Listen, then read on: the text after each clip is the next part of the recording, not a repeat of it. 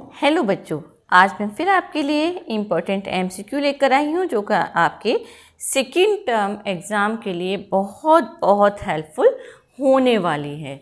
तो बच्चों, ज़्यादा आपका टाइम ना वेस्ट करते हुए चलते हैं अपने एमसीक्यू की तरफ, जो कि बहुत इम्पोर्टेंट है। आपको मालूम है जैसे कि ये एमसीक्यू सेक्शन ए में आएंगी। सेक्शन ए जो आपका कंपलसरी पोर्शन होगा, ये कंपलसरी पोर्शन है, कंपलसरी पोर्शन।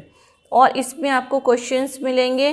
क्वेश्चंस होंगे आपके 10 और मार्क्स भी इससे बनेंगे, आपके 10 मार्क्स बनेंगे। ठीक है, तो ये आप बात ध्यान रखिए कि इम्पोर्टेंट हैं, बहुत बहुत इम्पोर्टेंट हैं। इसका पहला पार्ट मैं आपको जो लास्ट वीडियो है उसमें मैं दे चुकी हूँ। और सेक्शन ए के ये कंपलसरी क्वेश्चन है, एमसीक्यू बेस्ड हैं, जो कि कंपलसरी हैं, 10 मार्क्स के आएंगे।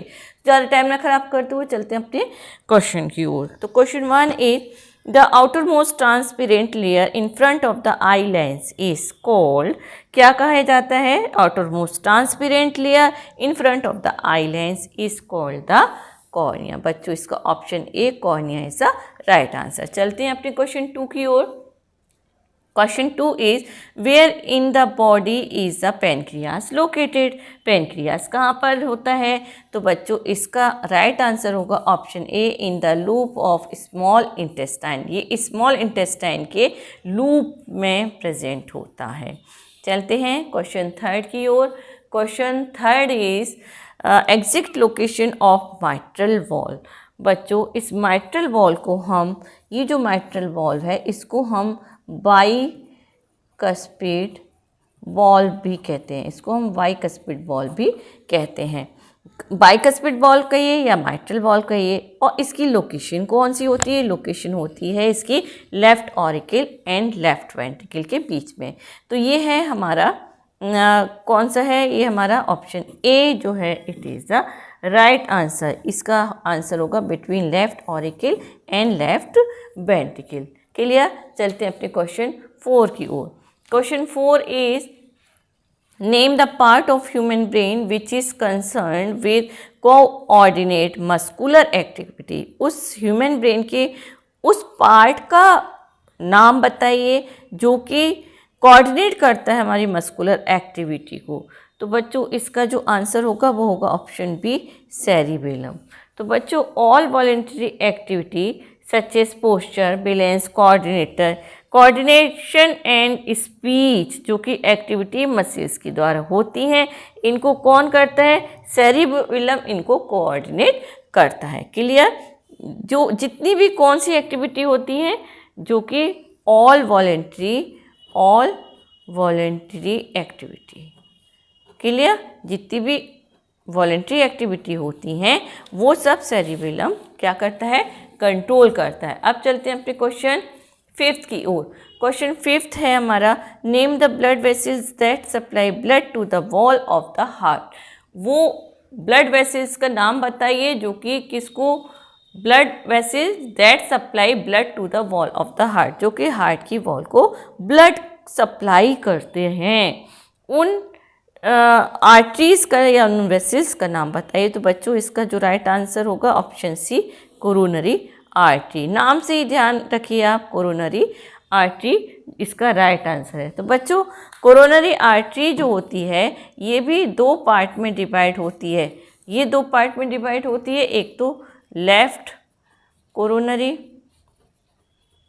आर्टरी, इसको शॉर्ट में लिखती हूँ आर्टरी को, और एक होती है राइट कोरोनरी आर्टरी। ये 2 आर्टरी होती हैं और arising from the base of aorta. ये कहाँ से अराइज होती हैं? Arising from the base of aorta. Aorta के बेस से ये ओरिजिन होती हैं। और क्या करती हैं? They supply blood to the wall of the heart. Clear? चलते हैं अपने क्वेश्चन नेक्स्ट क्वेश्चन 6 की ओर। Question 6 the organ where urea is produce. तो बच्चों, इसका जो राइट आंसर होगा वो होगा हमारा ऑप्शन सी, लीवर। लीवर में हमारा यूरिया जो होता है वो बनता है। क्लियर? तो चलते हैं अपने नेक्स्ट क्वेश्चन 7th की ओर। The phase of cardiac cycle in which the auricle contract. देखिए बच्चों, एक सिस्टोल होता है और एक होता है डायसिस्टोल। तो ये जो दोनों प्रोसेस होते हैं, तो हमें पूछा है इन्होंने कॉन्ट्रैक्शन के बारे में। एक कॉन्ट्रैक्शन होता है और एक होता है रिलैक्सेशन। तो कॉन्ट्रैक्शन जो होता है ऑरिकल का, उसको हम ऑरिकुलर सिस्टोल बोलेंगे। उसको हम क्या बोलेंगे? Auricular systole. तो यहाँ पर इसका राइट ऑप्शन है ऑप्शन ए, ऑरिकुलर सिस्टोल। बच्चों, ऑरिकुलर मसल्स कॉन्ट्रैक्ट ब्लड। जब ऑरिकल मसल्स क्या करती हैं? कॉन्ट्रैक्ट होती हैं, तो ब्लड वेंट्रिकल में एंटर करता है। किसके थ्रू एंटर करेगा? बाइकस्पेड एंड ट्राइकस्पेड वॉल्स के द्वारा ये एंटर करता है। क्लियर? तो अब हम चलते हैं नेक्स्ट क्वेश्चन नंबर 8 की ओर। Question 8 is a chemical found, sorry यहाँ पे स्पेलिंग मिस्टेक है, a chemical found in the blood which act against antigen. तो बच्चों, ये it is very very important question. तो इसका जो राइट आंसर होगा, इसका राइट आंसर होगा ऑप्शन डी, इम्यूनोग्लोबुलिन। तो इसका ये क्या है? It is a kind of protein. ये क्या है? प्रोटीन है ये। और क्या है? जो प्लाज्मा सेल्स प्रोड्यूस करते हैं। ये कौन प्रोड्यूस करता है? ये प्रोटीन कहाँ पर बनती है? Produced by plasma cells. ये प्लाज्मा सेल्स प्रोड्यूस करते हैं। क्लियर? प्लाज्मा सेल्स करते हैं और ये एंटीबॉडीज़ की तरह वर्क करते हैं। ये एंटीबॉडीज़ की तरह वर्क्स एज एंटीबॉडीज़। क्लियर? अब आपको मालूम पड़ गया इम्यूनोग्लोबुलिन की क्या खासियत है, कहाँ बनता है। ये प्रोटीन है, एंटीबॉडी की तरह वर्क करता है और प्रोड्यूस कौन करता है? Plasma cells. चलते हैं अपने क्वेश्चन 9 की ओर। An antiseptic substance present in tear. जो टीयर में एक एंटीसेप्टिक सब्सटेंस होता है, वो क्या होता है? इसका राइट आंसर है बच्चों ऑप्शन ए, लाइसोजाइम। लाइसोजाइम जो होता है, ये लैक्रिमल ग्लैंड्स। देखिए, लैक्रिमल ग्लैंड्स ये आंसर नहीं है, आंसर है हमारा लाइसोजाइम। बच्चों, ये lacrimal gland are located at the upper side of the portion of orbit। Orbit के ऊपर की साइड में लैक्रिमल ग्लैंड्स होती हैं और ये लुब्रिकेट करती हैं किसको? आइस को। और जो टीयर्स होते हैं, इनमें क्या होता है? एक एंटीसेप्टिक प्रॉपर्टी होती है। मैं यहाँ लिख दूँ, tear has an antiseptic property. ये प्रॉपर्टी होती है इनमें, टीयर में एंटीसेप्टिक प्रॉपर्टी होती है ड्यू टू एंजाइम। क्यों? क्योंकि इसमें कौन सा enzyme? Due to an enzyme present. कौन सा प्रेजेंट है एंजाइम? Lysozyme enzyme. और ये एंजाइम जो होता है, lysozyme enzyme, it kills the germs. ये जर्म्स को मारता है। क्लियर? चलते हैं अपने लास्ट क्वेश्चन 10th की ओर। Question 10th is a gland which secrete both hormone and enzyme. वो ग्लैंड जो कि हार्मोन भी सीक्रेट करती है और एंजाइम को भी सीक्रेट करती है। तो बच्चों, it is one and only pancreas. Option B is the right answer, pancreas. बच्चों, एंजाइम सीक्रेटेड जो एंजाइम है, जो एंजाइम सीक्रेट होता है पैनक्रियाज के द्वारा, वो होता है एंजाइम। कौन सा सीक्रेट होता है? वो एंजाइम होता है ट्रिप्सिन एंड काइमोट्रैप्सिन।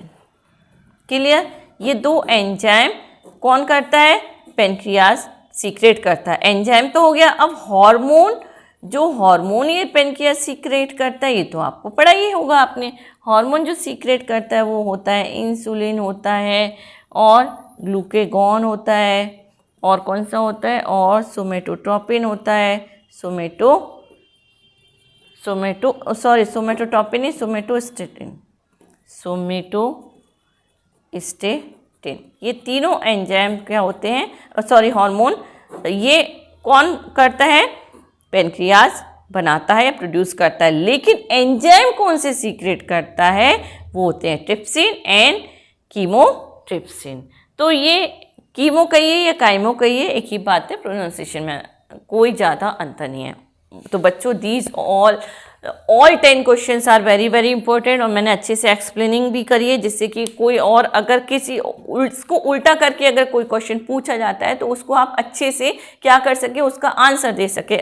हो सकता है सपोज कि ये ग्लैंड का नाम ना देके एंजाइम पूछ लिया जाए कि एंजाइम ट्रिप्सिन और काइमोट्रिप्सिन जो होते हैं ये कौन सी ग्लैंड सीक्रेट करती है, तो आपको मालूम है, अगर आपने किया होगा मेरा जो मैं इंपॉर्टेंट क्वेश्चन ला रही हूँ, आपने अगर वो वीडियो देखे होंगे तो आप तुरंत उसका आंसर दे पाएंगे। तो बच्चों मैं आपको फुली कॉन्फिडेंट करना चाहती हूँ अपने सेकंड टर्म के आपके एग्जाम में ICSE के। ओके, तो चलते हैं अपने नेक्स्ट वीडियो में, अब मिलेंगे। आप प्लीज़ मेरे चैनल को सब्सक्राइब करिए, मेरे चैनल पे रहिए, मेरे चैनल वीडियो को शेयर करिए अपने फ्रेंड्स के साथ, अपने कोलीग्स के साथ, ज़्यादा से ज़्यादा वीडियो को शेयर करिए, लाइक करिए, हिट करिए बटन को, और इसके साथ ही मिलते हैं अपने नए वीडियो में। तब तक के लिए बाय।